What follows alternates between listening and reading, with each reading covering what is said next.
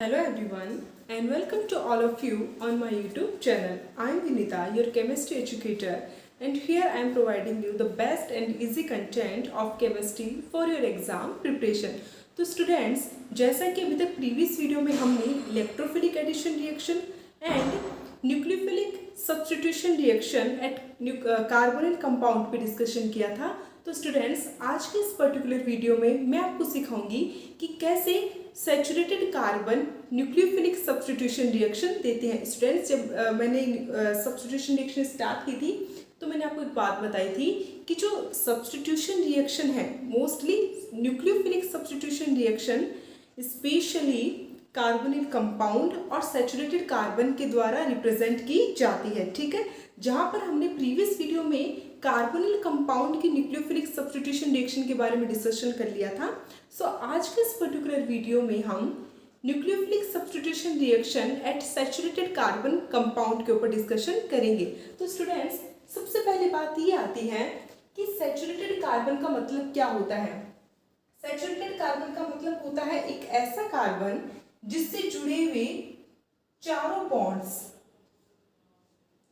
क्या हो, single bond हो, यानी कार्बन से कोई भी डबल बॉन्ड या फिर ट्रिपल बॉन्ड जुड़ा हुआ ना हो, सिर्फ सिंगल बॉन्ड जुड़े हुए हो, तो ऐसे कार्बन को हम सैचुरेटेड कार्बन कहते हैं। अब बात आती है कि saturated carbon nucleophilic substitution reaction कब देता है। तो जब भी किसी सैचुरेटेड कार्बन से कोई लिविंग ग्रुप जुड़ा हुआ है, क्या जुड़ा हुआ है कि जब भी किसी सैचुरेटेड कार्बन से कोई लिविंग ग्रुप जुड़ा हुआ रहता है तो उस कंडीशन में ये कार्बन न्यूक्लियोफिलिक सब्स्टिट्यूशन रिएक्शन देता है। कैसे देता है?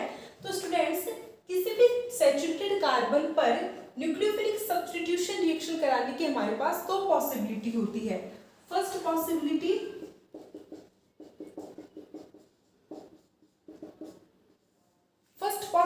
तो ये है कि सबसे पहले क्या हो कि लिविंग ग्रुप पहले बाहर निकल जाए, और जैसे ही आपको पता होना चाहिए कि लिविंग ग्रुप हमेशा अपने इलेक्ट्रॉन अपने साथ लेकर बाहर निकलता है। ठीक है, तो जैसे ही अगर पहले लिविंग ग्रुप बाहर निकल जाएगा तो कार्बन पर कैसा चार्ज आ जाएगा, पॉजिटिव चार्ज आ जाएगा, और कार्बन पर अगर पॉजिटिव चार्ज आ जाए तो इसे हम कार्बोकैटायन इंटरमीडिएट कहते हैं। ठीक है, और अब सेकेंड स्टेप में क्या हो कि कोई भी न्यूक्लियोफाइल आकर इस कार्बन पर अटैक कर देगा, तो यहां से इस कार्बन से क्या जुड़ जाएगा, कोई न्यूक्लियोफाइल ऐड हो जाएगा। तो एक पॉसिबिलिटी तो ये है। ठीक है, और सेकंड पॉसिबिलिटी क्या कहती है, सेकंड पॉसिबिलिटी ये कहती है कि जब न्यूक्लियोफाइल सैचुरेटेड कार्बन पर अटैक करे तो जिस टाइम न्यूक्लियोफाइल कार्बन पर अटैक कर रहा है उसी टाइम वहां से लिविंग ग्रुप बॉन्ड के इलेक्ट्रॉन लेकर बाहर निकल जाए। दैट मीन्स न्यूक्लियोफाइल का कार्बन पे अटैक और लिविंग ग्रुप का बाहर निकलना, दोनों काम अगर साथ साथ होना तो इस कंडीशन में भी क्या हो जाएगा, न्यूक्लियोफिलिक सब्स्टिट्यूशन रिएक्शन हो जाएगी। तो स्टूडेंट्स, ओवरऑल हम ये कह सकते हैं कि किसी भी सैचुरेटेड कार्बन पर ऐसा कार्बन जिसके पास लिविंग ग्रुप प्रेजेंट हो तो उस पर न्यूक्लियोफिलिक सब्स्टिट्यूशन रिएक्शन करवाने की दो मेन पॉसिबिलिटी होती है। पहली पॉसिबिलिटी तो क्या होती है कि फर्स्ट पॉसिबिलिटी है कि लिविंग ग्रुप पहले बाहर निकल जाए तो कार्बोकैटायन बन जाएगा और फिर न्यूक्लियोफाइल आकर इस कार्बन पर अटैक कर दे। सेकेंड पॉसिबिलिटी है कि न्यूक्लियोफाइल का अटैक और लिविंग ग्रुप का रिमूवल, दोनों काम अगर साथ साथ में हो ना, तब भी हमें क्या मिल जाता है, न्यूक्लियोफिलिक सब्स्टिट्यूशन रिएक्शन प्रोडक्ट मिल जाता है। तो स्टूडेंट्स, इन पॉसिबिलिटी के बेस पर nucleophilic substitution reaction eight saturated carbon को दो पार्ट्स में डिवाइड किया गया है, SN1 reaction and SN2 reaction. तो स्टूडेंट्स, इन दो पॉसिबिलिटी के बेस पर न्यूक्लियोफिलिक सब्स्टिट्यूशन रिएक्शन को दो पार्ट्स में डिवाइड किया गया है। First is SN1 reaction, second is SN2 reaction. जहां पर SN1 रिएक्शन किसको कहते हैं, तो अगर पहली पॉसिबिलिटी थी ना कि अगर किसी सैचुरेटेड कार्बन में पहले लिविंग ग्रुप बाहर निकल जाए तो कार्बोकैटायन बन जाएगा और देन न्यूक्लियोफाइल आकर इस कार्बन पर अटैक कर दे, तो ये जो हमारे पास न्यूक्लियोफिलिक सब्स्टिट्यूटेड प्रोडक्ट बना है तो इस टाइप के मैकेनिज्म को SN1 रिएक्शन कहा जाता है। और अगर किसी सैचुरेटेड कार्बन में न्यूक्लियोफाइल का अटैक और लिविंग ग्रुप का बाहर निकलना, अगर दोनों काम साथ साथ होते हैं तो इस टाइप की रिएक्शन मैकेनिज्म को SN2 टाइप रिएक्शन मैकेनिज्म कहा जाता है। तो चलिए फिर डिटेल में SN1 और SN2 के ऊपर डिस्कशन करते हैं। तो स्टूडेंट्स चलिए फिर बात करते हैं SN1 रिएक्शन मैकेनिज्म के कुछ बहुत ही इंपॉर्टेंट पॉइंट्स के बारे में। तो स्टूडेंट्स SN1 रिएक्शन मैकेनिज्म का मतलब होता है, यहाँ पर 1 का मतलब तो है यूनिमोलिकुलर, N का मतलब न्यूक्लियोफिलिक, S का मतलब सब्स्टिट्यूशन रिएक्शन। तो SN1 रिएक्शन का पूरा नाम होता है यूनिमोलिकुलर न्यूक्लियोफिलिक सब्स्टिट्यूशन रिएक्शन। ठीक है, ये जो रिएक्शन है SN1 रिएक्शन जो है ना, ये 2 स्टेप्स में कंप्लीट होती है। इसमें रेट ऑफ रिएक्शन यानी SN1 रिएक्शन की जो रेट है वो सिर्फ और सिर्फ रिएक्टेंट की कंसंट्रेशन के डायरेक्टली प्रोपोर्शनल होती है, यानी इसकी रेट ऑफ रिएक्शन सिर्फ रिएक्टेंट की कंसंट्रेशन पर ही डिपेंड करती है। यहाँ पर न्यूक्लियोफाइल की कंसंट्रेशन का कोई भी इफेक्ट नहीं होता। SN1 reaction mechanism follows first order kinetics, यानी जो SN1 रिएक्शन है ना, ये फर्स्ट ऑर्डर काइनेटिक्स को फॉलो करती है। यानी जैसे कि आप केमिकल काइनेटिक्स में पढ़ते हैं ना, first order reaction, second order reaction, zero order reaction, तो यहाँ पर जो SN1 रिएक्शन है ये फर्स्ट ऑर्डर रिएक्शन को फॉलो करती है। क्यों? क्योंकि यहाँ पर देखो फर्स्ट ऑर्डर रिएक्शन किसको कहते हैं? ऐसी केमिकल रिएक्शन जिसमें रेट ऑफ रिएक्शन यानी अभिक्रिया की दर सिर्फ रिएक्टेंट की कंसंट्रेशन की फर्स्ट पावर के डायरेक्टली प्रोपोर्शनल होती है। तो same he because SN1 reaction एक यूनिमोलिकुलर न्यूक्लियोफिलिक सब्स्टिट्यूशन रिएक्शन है, दैट मींस यहाँ पर रिएक्शन की जो रेट है वो सिर्फ रिएक्टेंट की कंसंट्रेशन पे डिपेंड करती है, तो इसीलिए ये फर्स्ट ऑर्डर काइनेटिक्स को फॉलो करती है। इसमें कार्बोकैटायन इंटरमीडिएट का फॉर्मेशन होता है और इसी के साथ SN1 रिएक्शन मैकेनिज्म में जो हमें प्रोडक्ट मिलता है उसका कॉन्फ़िगरेशन कैसा होता है? Retention in configuration. चलिए स्टूडेंट्स इन पूरे पॉइंट्स को विद एग्जांपल समझने की कोशिश करते हैं। सो स्टूडेंट्स यहाँ पर हमने एक एग्जांपल लिया है। अब देखो हमें क्या करवाना है, इसकी SN1 रिएक्शन मैकेनिज्म के थ्रू न्यूक्लियोफिलिक सब्स्टिट्यूशन रिएक्शन करवानी है।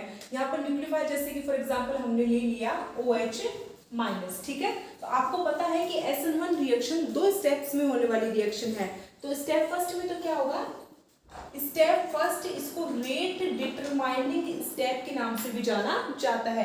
क्यों बोलते हैं इसको रेट डिटरमाइनिंग स्टेप? क्योंकि ये एक स्लो स्टेप होता है, यानी ये जो स्टेप है बहुत धीरे धीरे होती है इसमें रिएक्शन। इस स्टेप में होता क्या है कि पहले ये जो लिविंग ग्रुप है ना chlorine, we know that chlorine is the best leaving group. तो जो लिविंग ग्रुप है वो बॉन्ड के इलेक्ट्रॉन लेकर यहाँ से बाहर निकल जाएगा। तो फर्स्ट स्टेप में तो क्या होगा कि लिविंग ग्रुप बाहर निकल जाएगा और कार्बन पर कैसा चार्ज आ जाएगा? पॉजिटिव चार्ज आ जाएगा। दैट मीन्स एक कार्बोकैटायन इंटरमीडिएट का फॉर्मेशन हो जाएगा। अब यहाँ पर ये जो कार्बोकैटायन इंटरमीडिएट बना है ये जितना ज्यादा स्टेबल होगा ना, रिएक्शन उतनी ही ज्यादा स्ट्रॉन्ग होगी, यानी रिएक्शन उतनी ज्यादा इफेक्टिव तरीके से होगी। ठीक है, बिकॉज ये स्टेप स्लो होता है इसीलिए इसे रेट डिटरमाइनिंग स्टेप के नाम से भी जाना जाता है। रेट डिटरमाइनिंग स्टेप का मतलब होता है कि अगर किसी केमिकल रिएक्शन में कोई स्टेप स्लो हो रहा है, रिएक्शन स्लो हो रही है, तो वहां पर हम इजीली फाइंड आउट कर सकते हैं कि कौन सा बॉन्ड टूट रहा है और कौन सा बॉन्ड बन रहा है। हम उस रिएक्शन की रेट को फाइंड कर सकते हैं। तो ये तो हो गया फर्स्ट स्टेप। फर्स्ट स्टेप में क्या हुआ? कार्बोकैटायन इंटरमीडिएट का फॉर्मेशन हुआ। अब सेकंड स्टेप में क्या होगा? तो स्टूडेंट सेकंड स्टेप में ये फास्ट स्टेप होता है। ठीक है, सेकंड स्टेप फास्ट स्टेप होता है। इसमें जो भी न्यूक्लियोफाइल है वो इस कार्बोकैटायन पर अटैक करेगा। तो सेकंड स्टेप में कार्बोकैटायन पर न्यूक्लियोफाइल का अटैक होता है। ठीक है, तो यहाँ पर हुआ क्या? क्लोरीन की जगह कौन आ गया? OH आ गया ना, और इसी को हम क्या बोलते हैं? न्यूक्लियोफिलिक सब्स्टिट्यूशन रिएक्शन कहते हैं। बिकॉज ये रिएक्शन 2 स्टेप में कंप्लीट होती है। पहले स्टेप जिसको रेट डिटरमाइनिंग स्टेप कहा जाता है, ये स्लो स्टेप होता है, इसमें तो कार्बोकैटायन का फॉर्मेशन होता है लिविंग ग्रुप के निकलने से। और सेकंड स्टेप जिसको फास्ट स्टेप भी कहा जाता है, इसमें कार्बोकैटायन पर न्यूक्लियोफाइल का अटैक हो जाता है। तो स्टूडेंट्स ऑल ओवर हुआ क्या कि जिस पोजीशन से लिविंग ग्रुप निकला था उसी पोजीशन पर न्यूक्लियोफाइल आकर ऐड हो गया, ठीक है, जुड़ गया। तो इस टाइप के कॉन्फ़िगरेशन को हम बोलते हैं रिटेंशन इन कॉन्फ़िगरेशन। रिटेंशन का मतलब है जिस साइड से लिविंग ग्रुप निकला है उसी साइड पर आकर न्यूक्लियोफाइल का ऐड हो जाना, जुड़ जाना, ठीक है। तो इस टाइप के कॉन्फ़िगरेशन को हम रिटेंशन इन कॉन्फ़िगरेशन कहते हैं। अब देखो, हमेशा ध्यान रखना, किसी भी रिएक्शन की जो रेट है, ये आपको केमिकल काइनेटिक में भी देखने को मिलेगा कि किसी भी रिएक्शन की रेट हमेशा रेट डिटरमाइनिंग स्टेप यानी स्लो स्टेप पे डिपेंड करती है। अब स्लो स्टेप में कौन पार्टिसिपेट कर रहा है? रिएक्टेंट ना। यहाँ पर फर्स्ट स्टेप में कोई भी न्यूक्लियोफाइल प्रेजेंट नहीं है, तो यही रीजन है कि SN1 रिएक्शन में रेट ऑफ रिएक्शन सिर्फ रिएक्टेंट की कंसंट्रेशन पर डिपेंड करती है। स्टूडेंट्स, यहाँ पर रेट किस पर डिपेंड करेगी? इस रिएक्टेंट पे। तो यहाँ पर रिएक्टेंट क्या है? PHCH2Cl पर, ठीक है। तो ध्यान रखना कि SN1 रिएक्शन में rate of reaction only reactant की कंसंट्रेशन पर डिपेंड करती है, इसीलिए फर्स्ट ऑर्डर काइनेटिक्स को फॉलो करता है। और इसमें प्रोडक्ट कैसा मिलता है? Retention in configuration. That means जहां से लिविंग ग्रुप निकला है उसी पोजीशन पर आकर न्यूक्लियोफाइल ऐड हो जाता है। अब स्टूडेंट्स, हम ये देखते हैं कि SN1 रिएक्शन कौन कौन से कंपाउंड शो करते हैं। तो आपको एक चीज पता चल गई होगी कि more stable carbocation, because SN1 reaction में कार्बोकेटाइन इंटरमीडिएट बनता है, तो जितना ज्यादा स्टेबल कार्बोकेटाइन बनेगा the more likely compound react by SN1 mechanism. तो वो कंपाउंड उतनी ही ज्यादा SN1 मैकेनिज्म के थ्रू रिएक्शन करेगा। तो ऐसे कौन कौन से कंपाउंड होते हैं? तो जितने भी एल्किल हैलाइड है ना, स्पेशली 3 डिग्री एल्किल हैलाइड, ये सबसे ज्यादा स्ट्रांगली SN1 रिएक्शन देती है। क्यों? क्योंकि 3 डिग्री में कार्बन के साथ 3 एल्काइल ग्रुप जुड़े हुए रहते हैं, ठीक है। और यहाँ पर कोई भी हैलोजन हो सकता है, जैसे for example chlorine, bromine, iodine, कुछ भी। तो यहाँ पर जब क्लोरीन निकलेगा फर्स्ट स्टेप में, तो यहाँ पर पॉजिटिव चार्ज आ जाएगा। और हमने कार्बोकेटाइन जब पढ़ा था तो मैंने आपको बताया था कि अगर किसी कार्बोकेटाइन से जितने प्लस आई इफेक्ट वाले ग्रुप, जितने एल्काइल ग्रुप जुड़े हुए रहेंगे, वो कार्बोकेटाइन उतना ही ज्यादा क्या होगा? स्टेबल होगा।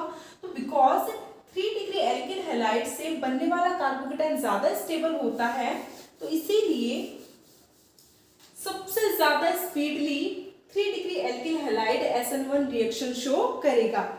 इसके बाद में आता है benzyl alkyl halide. Benzyl halide कौन से होते हैं? PH मतलब बेंजीन के साथ CH2 ग्रुप जुड़ा हुआ है और इसके साथ कोई हैलोजन। देन एलाइलिक है मतलब CH2 double bond CH2X, then 2 degree और लास्ट में 1 डिग्री। स्टूडेंट्स, एक बात ध्यान रखना, अगर आपके पास एक तरफ तो 1 डिग्री एल्किल हैलाइड है और एक तरफ 3 डिग्री एल्किल हैलाइड है, तो हमेशा ध्यान रखना कि जो 3 डिग्री एल्किल हैलाइड है ना, वो ही SN1 रिएक्शन मैकेनिज्म देगा। क्यों? क्योंकि यहाँ पर बनने वाला कार्बोकेटाइन क्या होगा? बहुत ज्यादा स्टेबल। बट 1 डिग्री कार्बोकेटाइन इतना स्टेबल नहीं होता, तो जो 1 डिग्री जो एल्किल हैलाइड होंगे ना, वो जनरली SN2 रिएक्शन देंगे। एक चीज आप ऐसे पता लगा सकते हो कि देखो, बिकॉज